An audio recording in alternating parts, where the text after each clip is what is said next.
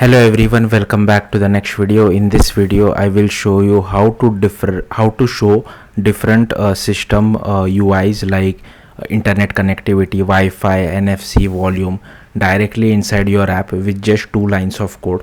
So let's get started. So firstly, I have created a native Android application using XML layout, but if you want you can use Jetpack Compose as well. And if inside activity_main I have just taken one button, and on click of it we will perform some action. Okay, so if you see my main activity inside on create, I'm find view by id, I'm assigning our click listener to our button, and this will only work if you are above Android Q.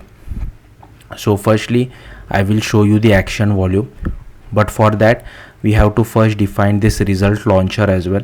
So if you see, I have defined one register for activity result. I'm not really doing anything with the result, but if you want you can do something with the result as well. So firstly I am using this action underscore volume. So if I click on this button, here you can see that it has automatically displayed the system UI for sound or for volume. I will rerun my app again. Now I will just comment out this volume part, and I will show you the action Wi-Fi part. I will rerun my app again.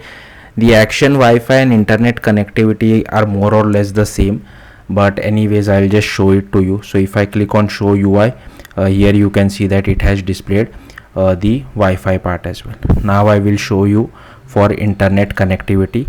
I'll just comment this out and I will run my app.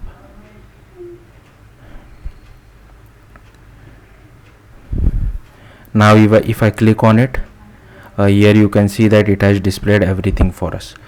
Now the same thing can be done for NFC as well.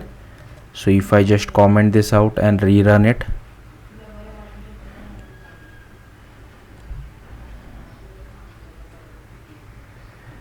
I will just click on this button, and here you can see it has displayed the NFC option for us as well. So yeah, that's it. That's how you can display different systems UI in native Android application with minimum code. Thank you for watching. Bye.